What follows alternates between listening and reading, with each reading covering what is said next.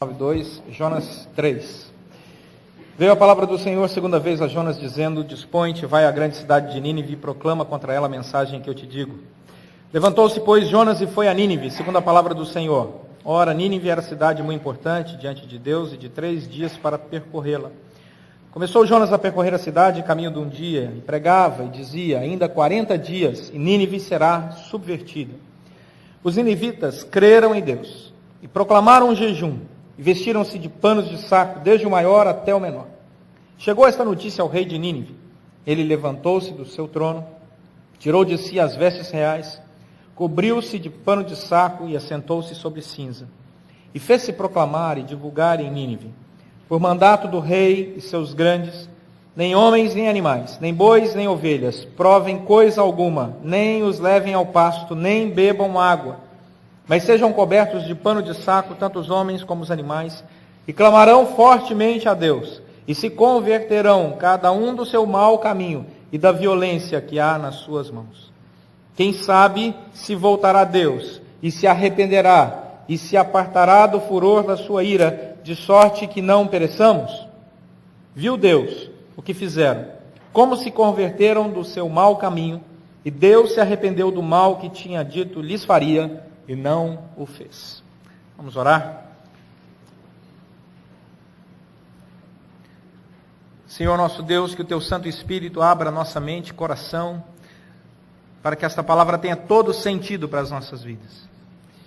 Aplica, Senhor, segundo a Tua graça, Teu desejo soberano, esta mensagem para que ela faça a diferença em nossos corações. Nos entregamos completamente em Tuas mãos e esperamos receber de Ti. Oramos em nome de Jesus Cristo. Amém.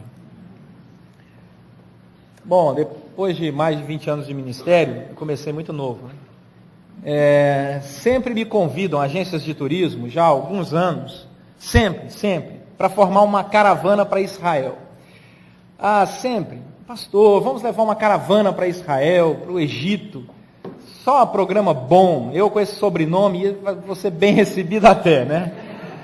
Aí sempre as agendas chocam, eles propõem datas que nunca deram certo, e recentemente até estava tudo organizado, aí começamos a obra do edifício 64, né? E falamos, não, temos que esperar essa obra terminar, temos outras prioridades. Mas é muito interessante essa perspectiva turística da vida.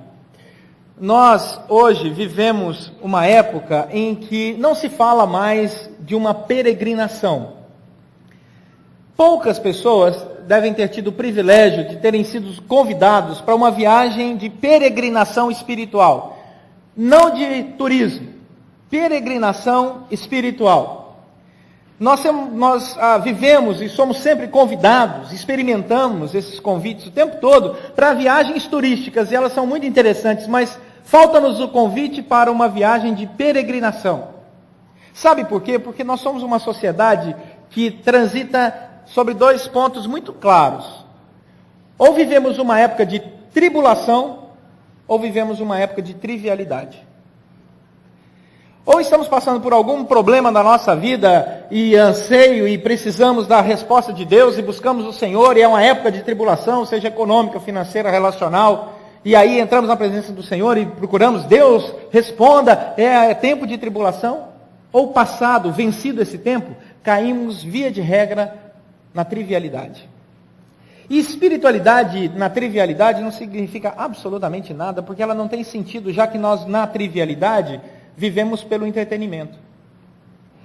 E quem vive a espiritualidade pelo entretenimento simplesmente desconhece a profundidade do convite que Deus nos faz para experimentarmos a verdadeira vida espiritual.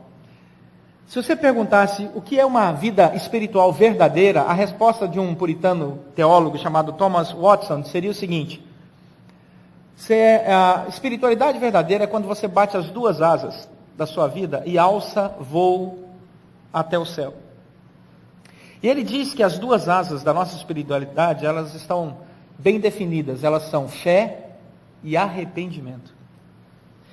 Eu vou repetir a palavra porque é uma palavra que se ouve muito pouco: arrependimento. ela compõe, ou deveria compor, a nossa agenda espiritual.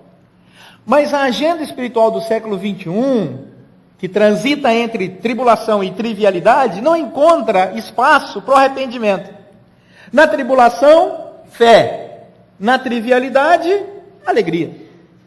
Mas falta o aspecto do arrependimento.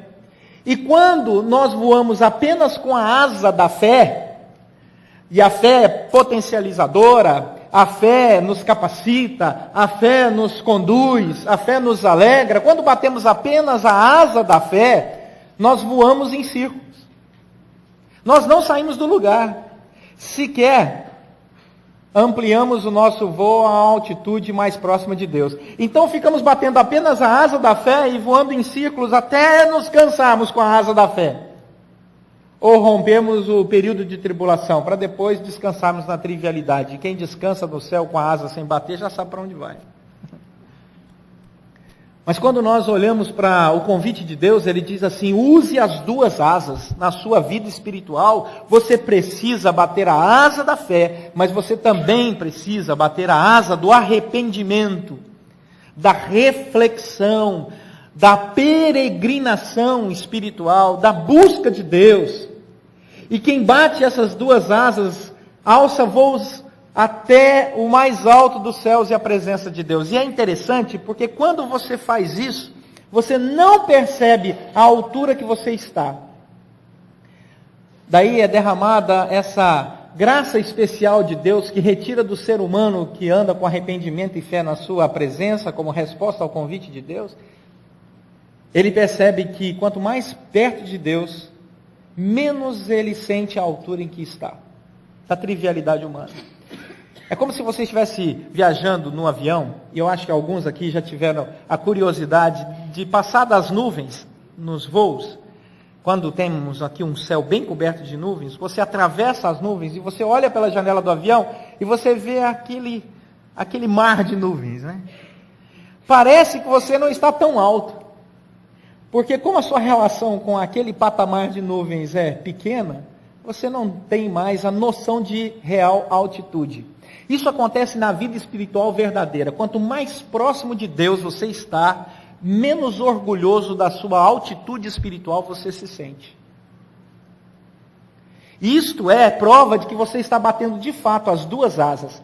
Eu tenho o potencializador da fé, que vai me fazendo vencedor dia após dia, de glória em glória, de graça em graça, mas eu também sei quem eu sou na presença do Senhor, e eu me arrependo dos meus pecados, e eu busco purificação espiritual, e eu faço a minha peregrinação constante na presença do Senhor. Esse texto aqui é um texto que fala de uma cidade de Nínive. O profeta é chamado por Deus, e todo mundo sabe onde é que ele foi parar na primeira recusa, e não vamos comentar sobre o ambiente dele, porque o almoço está próximo, mas não era lá um ambiente muito gostoso, né? Mas ele fica ali 3 dias naquele ambiente, vamos chamar de ambiente, não muito confortável, e depois ele é, vamos dizer, desembarcado, né? O almoço está aí, desembarcado ali em Nínive. E a cidade, ela proporciona um ambiente onde Deus é paulatinamente excluído. Não apenas em Nínive, mas no contexto de cidade como um todo. Porque quando nós não vivemos em cidade, quando você está em alto mar, ou quando você está no meio da floresta, você está muito sujeito às intempéries da natureza, às feras do campo, feras do mar. E qualquer que seja a mudança da natureza, você se sente tremendamente frágil. Se você está em alto mar e pega uma tempestade, eu já tive essa experiência, num barquinho pequeno, com um conjunto de pescadores aqui da Gávea, né? Você ali fala, olha, só Deus.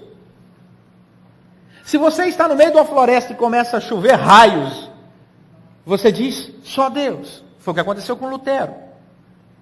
Porque você está sujeito às forças da natureza. Ali, Deus é muito presente. No meio da amplidão da natureza, você é muito, muito sujeito aos problemas e, portanto, requer uma oração, uma busca de Deus. Agora a cidade faz diferente. Você na cidade, você está protegido. Nós construímos casas, edifícios, shopping centers, para nos protegermos. Eu não sei quem já teve a maravilhosa experiência de entrar num shopping center no começo da manhã, no começo da tarde, e só sair dele à noite, e ao sair perceber que choveu. Você diz, olha, choveu, eu nem vi. Porque essa é a ideia. A ideia do shopping center é que você esteja num ambiente tão protegido que você nem saiba o que está acontecendo lá fora. Pode acontecer um tsunami, se não chegar na porta do seu shopping center, vai estar tudo correndo normalmente. Há um tempo atrás, nós tivemos um blackout aqui na Gávea, Leblon e Ipanema. O único lugar que não experimentou blackout foi o shopping Leblon. E pela graça de Deus, nós tínhamos um jantar lá. E chegamos, o shopping estava aceso. Eu falei, isso é graça de Deus. Não é? Como é bom. Porque os geradores eram tão potentes, e eu comecei a perceber aquilo, que a escada rolante funcionava, o elevador funcionava, até as telinhas de televisão, tudo funcionando. E lá fora o blackout era total. Então a cidade, ela cria essa ideia de proteção, de segurança. Pode chover, como se diz, canivete, e nada vai acontecer comigo, eu estou protegido. A cidade me protege. Se eu tenho um problema de saúde, no meio da mata, no meio do mar, eu estou perdido. Mas se eu tenho na cidade, eu tenho uma centena de hospitais, médicos, amigos, assim por diante. A cidade tem ruas, as ruas têm nomes, as casas têm número. Eu não me perco na cidade. A cidade, ela é toda construída para que eu não precise de Deus. Para que eu não me lembre da necessidade da presença de Deus. Assim era Nínive. 120 mil habitantes Nínive tinha. 120 mil habitantes que simplesmente desprezavam a Deus. Deus não faz parte das minhas necessidades. Eu vou viver na minha trivialidade, se não estou enfrentando nenhuma tribulação. Então Deus está excluído da minha agenda. Até que vem um profeta. E o profeta chega naquela cidade e diz assim, daqui 40 dias, essa cidade vai acabar. Olha, eu não sei se você já assistiu aqueles filmes que tem uma bomba relógio que nunca vai explodir, pode ficar tranquilo. No último segundo, o artista vai cortar o fiozinho, ele vai parar o relógio no último segundo. Eu já tive a curiosidade do relógio estar tocando e eu acompanhando com o meu. Lá deu 10 segundos, no meu deu 3 minutos. Tão mentiroso que era o negócio. Mas Jonas chegou em Nínive e disse, daqui 40 dias... isso aqui tudo vai desaparecer. 40 é um número muito interessante na Bíblia, e eu não quero fazer numerologia, nem te convidar a fazer numerologia, mas que é curioso porque 40 foram os dias que Noé ficou dentro da arca ainda, antes de soltar o primeiro animal, depois que ela se assentou no chão pós-dilúvio. 40 anos foi o tempo em que o povo peregrinou pelo deserto até a terra prometida. 40 dias foi o tempo de fuga de Elias. 40 dias foi o tempo em que Jesus ficou no deserto. E 40 dias foi o tempo da aparição que Jesus fez pós sua ressurreição e antes da sua ascensão. Então o número 40 é bastante interessante. Mas não faça nenhum cálculo sobre esse número. É apenas um número. É apenas um número. Pode ser que você pense, 4 significa trindade mais um sou eu. Não é? Aí você diga, 0 é aliança, então Deus tem uma aliança comigo para me colocar na trindade. Já pensou? E aí a coisa vai embora. Vai embora. Aí pode chegar outra e falar, não, 4 era o número dos 3 mosqueteiros mais 1. E 0 é o alvo. Aí a coisa vai longe. O que significa? Que nós temos que nos levantar a favor do rei ou contra ele. Pronto, aí. Então não tem nada a ver. A ideia é de que existe um tempo específico que Deus chama o povo para a reflexão. Eugene Peterson diz o seguinte, se os 40 dias forem bem-sucedidos, a vida vai começar de maneira nova. Mas, se os 40 dias forem ignorados, a vida será completamente destruída. O que significa que Deus está dando um tempo de reflexão que para algumas pessoas é de 40 minutos, para outras pessoas de 40 dias, para outras pessoas de 40 meses, para outras pessoas de 40 anos, mas existe um tempo determinado por Deus, aonde Deus olha para as pessoas que não se arrependem e diz, agora basta. Te dei um tempo, te dei um prazo para refletir, para você fugir da sua trivialidade, fiz com que você vencesse as suas tribulações, te dei a asa da fé, mas você não está batendo a asa do arrependimento? Pois agora chega. E sabe o que aconteceu com esse povo? O povo, quando ouviu o profeta dizendo isso, e ouviu e levou a sério, porque Jesus Cristo disse que existe 2 tipos de auditório. O que ouve a palavra de Deus e pratica, e esse é salvo. E o que ouve a palavra de Deus e ela entra por um ouvido e sai pelo outro. E esse está perdido. O que acontece é que a resposta desse povo foi aquele povo que ouviu e aceitou. Dá uma olhada no texto aí de Jonas, capítulo 3. Se você fechou a Bíblia, página 792. Aleluia. Olha o que diz aí o versículo 5. Qual foi a resposta desse povo a esta mensagem tão curta e dura do profeta vindo da parte de Deus? Daqui 40 dias, se vocês não se converterem, a cidade será subvertida. Versículo 5. Os ninivitas creram em Deus. Primeira característica de mudança: eu creio que Deus não mente. Se Deus falou, Ele vai fazer. Eu levo Deus a sério. Quando nós falamos de vida espiritual, a nossa relação é com quem? Com Deus. A nossa relação não é com uma espiritualidade dogmática, decidida em concílios. A nossa relação é direta com Deus. Deus falou na palavra dele, eu creio. Porque a ciência, porque fulano, porque ciclano. A minha relação não é com a ciência, com fulano, com ciclano. A minha relação é com Deus. Deus falou, eu creio. Foi isso a resposta. Foi esta a resposta que o povo de Nínive deu a Deus. Deus falou, eu creio. Então, a primeira marca de alguém que está batendo a asa do arrependimento e está vivendo, de fato, uma fé integral, é aquela em que o arrependimento está acompanhado da fé. Deus falou, eu creio. Porque se o arrependimento não for fruto da fé, da sua relação com Deus, do santo temor e tremor, vai ser apenas convencimento humano. E convencimento humano é ideológico e provavelmente demagógico. Agora, quando nós olhamos para a fé que Deus coloca no nosso coração, Deus falou, peraí, eu creio. Foi isso que aconteceu aqui em Nínive. Segunda coisa interessante que nós percebemos é que esta fé, ela implica em mudanças. Lá em Atos, capítulo 2, verso 37, quando Pedro pregou ao povo, o povo ouviu a mensagem de Cristo Jesus como o Senhor que reconciliava o homem com Deus. Eles perguntaram para Pedro, o que é que nós vamos fazer agora? Pedro disse assim, arrependam-se. Creu na palavra? Arrependa-se. Arrependimento é mudança de vida. Muda de vida. Versículo 5 também diz outra coisa, que a partir dessa fé, diz o versículo 5, eles começaram a ter atitudes que comprovavam o seu arrependimento. Porque se o indivíduo de fato se arrepende, ele tem que mudar o seu modo de agir. Uma pessoa que diz para você, eu não vou mentir mais, e mente. No outro dia, eu não vou mentir mais, e mente. Eu estou arrependido por mentir, e mente. Eu estou com vergonha de mentir, e mente. Daqui a pouco você faz o quê? Você não acredita na palavra dessa pessoa. Você não acredita que de fato ela se arrependeu. Porque de fato ela não se arrependeu, porque ela não mudou de atitude. E aqui o texto diz que esse povo de Nínive mudou de atitude. Versículo 5, dê uma olhada aí. Qual foi a primeira coisa que eles fizeram depois de crer em Deus? Eles proclamaram um jejum. Meus irmãos, eu estou falando duas palavras aqui que não se fala muito em igreja hoje em dia. A primeira é arrependimento, a segunda é jejum. Jejum não precisa procurar no Google. Eu vou te explicar. É que não se fala muito nas igrejas hoje em dia, mas jejum é parar de comer. Isso faz parte da vida espiritual proposta por Deus, tanto no Antigo quanto no Novo Testamento. Então, jejum é uma ação deliberada de um cristão que entra na presença de Deus em oração e diz, Senhor, a minha relação com o Senhor é tão séria, a minha oração e o meu pedido é tão sério, que eu não vou nem comer. Olha, meus irmãos, eu não sei se para você é pesado isso, mas para mim é.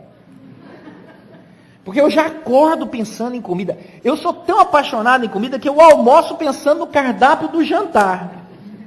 Não sei se isso acontece com você, mas comigo acontece. E desde pequeno, nós nos rendemos ao clamor do corpo. O bebezinho, quando nasce, bate a fome, ele não está nem aí. Se são 2 horas da manhã e a mãe está dormindo, está cansada. Ele não está nem aí para a agenda da mãe e do pai. Ele abre o berreiro e chora e exige o quê? O mamá. Porque o corpo dele está pedindo. E quando o corpo pede, a nossa intenção é satisfazê-lo. Em qualquer hora, a qualquer hora, em qualquer lugar. Nós corremos para satisfazer os desejos do corpo. Eu estou de dieta, mas olha essa propaganda desse chocolate novo, estou passando aqui, e a pessoa ainda diz assim, olha, entra aqui, é um momento de degustação, experimente esse chocolate, posso comer quantas barras? Não, só um pedacinho. Aí você, né, e você... ontem eu caí nessa tentação, confesso, os irmãos, passei, tinha uma degustação, eu experimentei, aí eu vim, mas por que eu comi isso? A degustação era pequena, eu peguei e comprei o negócio. Aí, por que eu vim? Aí eu falei, tem que dobrar minha caminhada. Por que? Nós nos rendemos aos apelos do corpo. E quando nós experimentamos o jejum, é a nossa alma dizendo ao corpo, quem manda aqui sou eu. O corpo clama por comida, mas a alma diz, calma aí corpo, quem manda aqui sou eu. Não, mas você tem que me satisfazer. Eu estou com fome, eu estou tremendo, eu estou suando, eu estou amarelo, eu estou não sei o quê. Mas a alma diz, quem manda aqui sou eu. Estou de jejum e oração. Esse é o domínio que vai contra toda a nossa natureza caída. Porque a nossa natureza caída é satisfaça. Está com fome? Come. Está com sede? Bebe. Quer encher a cara? Enche. Essa é a nossa natureza caída. Perca os limites, entregue-se ao prazer, renda-se aos apelos do corpo. Mas no jejum, quando você jejua, quando você ora, o corpo começa a reclamar. E tem hora que ele solta uns barulhos estranhos, né? Se você está de jejum, ele começa a reclamar. Mas você diz, não, a minha alma vai dominar sobre o meu corpo. Esta é a mensagem do jejum. O jejum exige que o corpo se submeta à alma. No nosso jejum, o nosso espírito mostra essa força. E quando nós pensamos num jejum mais amplo, nós percebemos o quanto a força do espírito é importante. Por exemplo, quando a Bíblia fala da virgindade antes do casamento, é a vitória da alma sobre o desejo do corpo. Quando a Bíblia fala da fidelidade no casamento, é a força da alma sobre o desejo do corpo. Animais irracionais não fazem jejum. Animais irracionais não entram na presença do Senhor em jejum e oração. Animais irracionais, eles seguem a todos os seus desejos e a todas as suas inclinações a qualquer hora, em qualquer lugar. Muitos são os homens que estão vivendo esta irracionalidade, rompendo o seu relacionamento com Deus, com o próximo e consigo mesmo.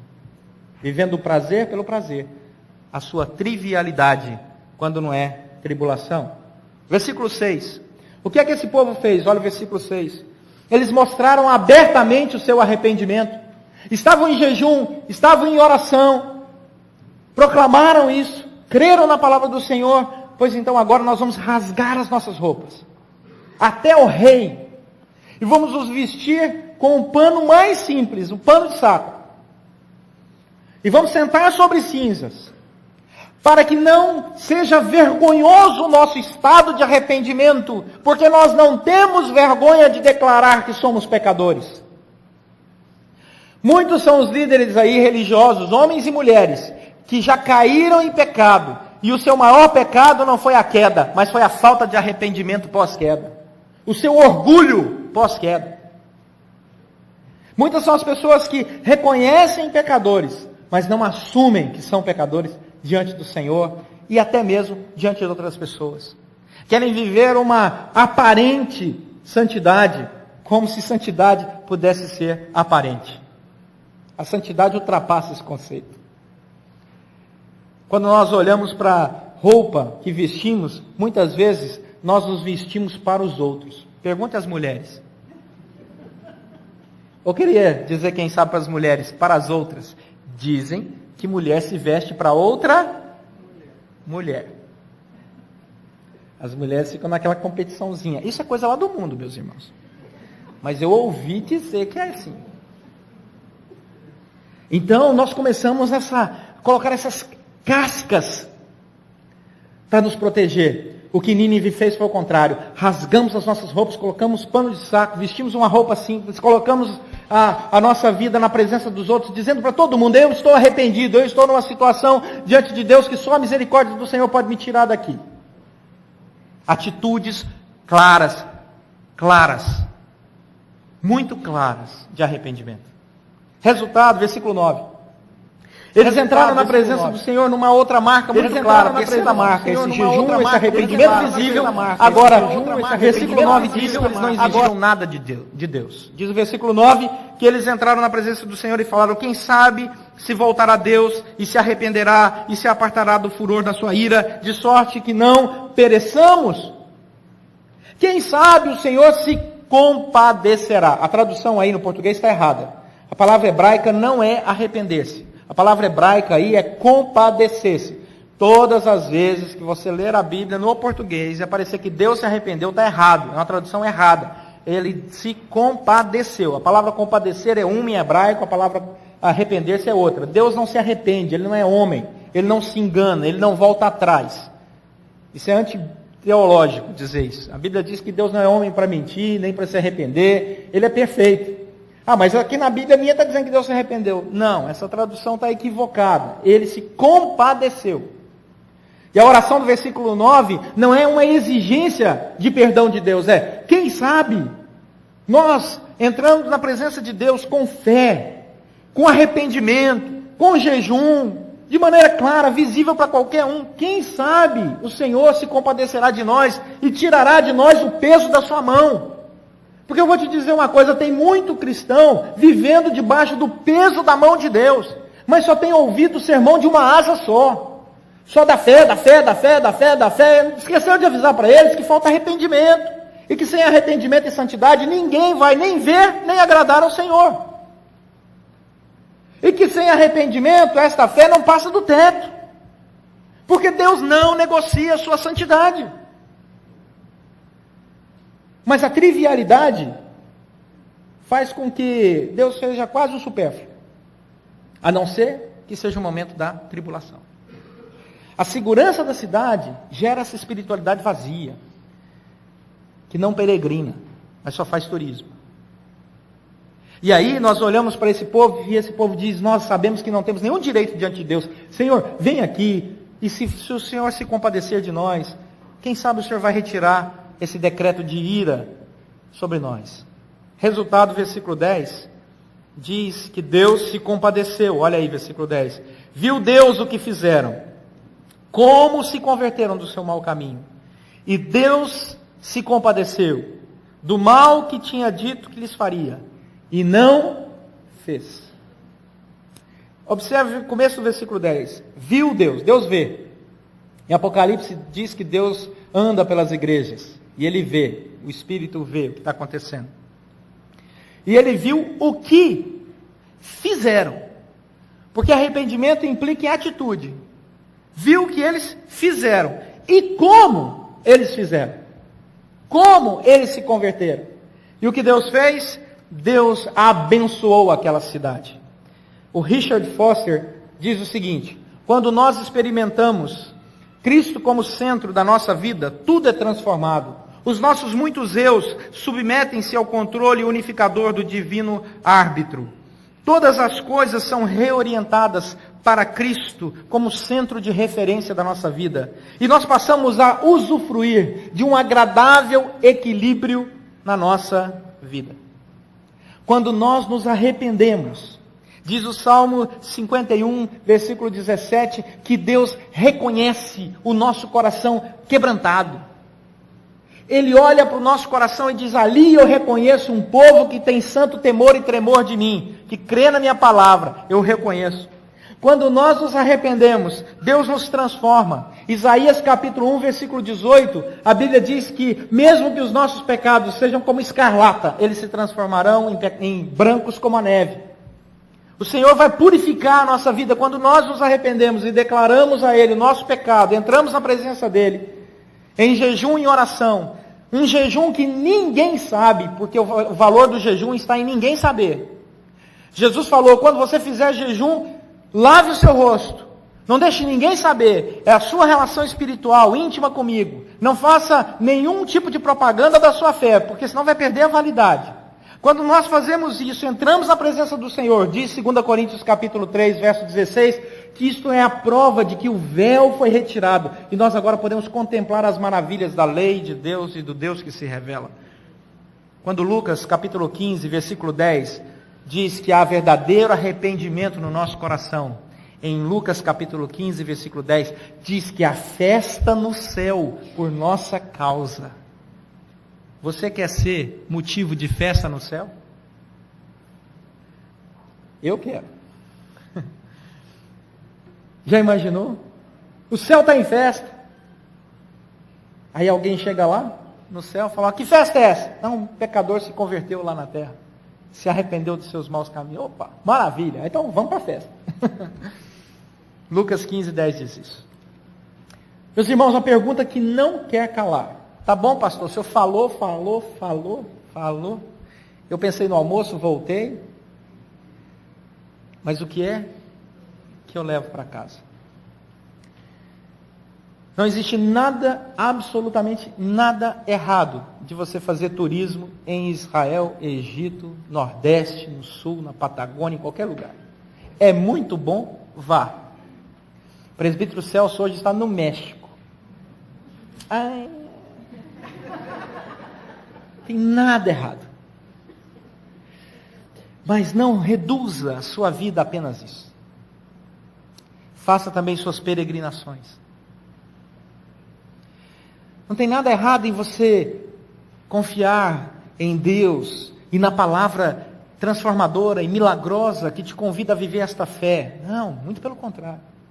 Mas bata a outra asa do arrependimento na presença do Senhor. Não permita que o mundo, com a sua falsa segurança construída, edificada sobre muros, te conduza à trivialidade apenas. E que você só lembre de Deus no momento da tribulação. Não. Amplie o seu horizonte espiritual e entre na presença de Deus dizendo: Deus, eu creio na sua palavra. E eu quero dizer uma coisa para o Senhor: eu tenho santo temor e tremor da tua presença, porque eu sei que o Senhor é poderoso. E eu quero lhe pedir perdão, porque eu tenho esquecido que o Senhor às vezes pesa a mão. E eu não quero sentir o peso da sua mão. Portanto, Senhor, eu me arrependo. Eu me arrependo porque, Senhor, às vezes eu falo demais. Eu me arrependo porque às vezes eu até falo contra o Senhor. Eu me arrependo, Senhor, porque muitas vezes eu não tiro tempo na minha agenda tão cheia de trivialidades, tão cheia de compromissos vazios, inúteis, que eu não encontro tempo para o Senhor. Eu quero pedir perdão, Senhor, porque o Senhor é prioritário na minha vida. E eu quero declarar a partir de hoje que o Senhor é prioridade na minha vida. E se eu tiver que dormir meia hora a menos, eu vou dormir meia hora a menos. Deixa, e eu rompo com o dogma do mando do corpo sobre minha alma. Eu não vou permitir mais que o meu corpo determine a minha agenda e a minha espiritualidade. Não, eu sou mais forte que isso, pela tua graça. Senhor, eu quero te pedir perdão, porque eu levo meu filho para aula de inglês, eu levo meu filho para aula de piano, eu levo minha filha para aula de balé, eu levo meu filho para aula de natação, de não sei o que, de japonês, de mandarim, de chinês, não sei o que, até de tapeçaria. Mas eu tenho uma preguiça tremenda para levar meu filho de manhã na escola dominical. Uma vez na semana, preguiça desse corpo que manda na alma. Quero te pedir perdão. Eu quero me curvar diante do Senhor, beijar o pó, dizer: tem misericórdia de mim, Senhor. Porque muitas vezes eu gasto, Senhor, fortunas com a marca A, B, C ou D, mas eu sou avarento com as coisas do Senhor. Perdão, Senhor. Perdão. Porque eu canto um samba espetacular, sei a coleção completa do Zeca Pagodinho. E deixar a vida me levar, eu vou embora. Mas eu não me lembro de um versículo só da tua palavra. O negócio está feio. Vamos orar.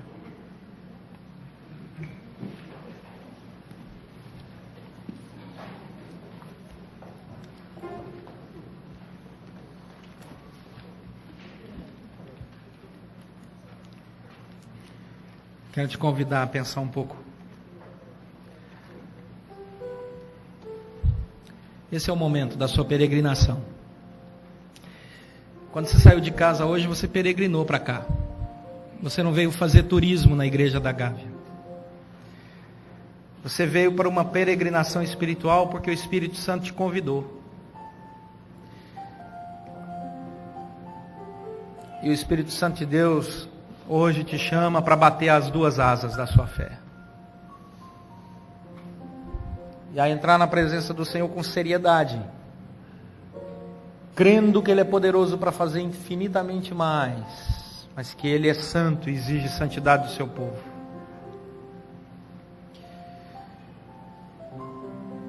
Peça perdão e faça um compromisso de mudança. Esquece o que ficou para trás e olha para frente com a cabeça erguida, porque Deus te chamou. Deus te ama tanto que um dia Jesus Cristo veio, morreu na cruz por você. E lá naquela cruz Ele viu seu rosto, Ele sabia seu nome, e Ele morreu pensando em você. E Ele ressuscitou ao terceiro dia, pensando em você. E Ele foi assunto aos céus para preparar um lugar para você, para mim, para todos nós que cremos nele, apesar das nossas imperfeições. Ele nos ama. Se você tem pecados aí guardados de estimação, joga fora hoje. E declara o domínio da alma sobre o corpo.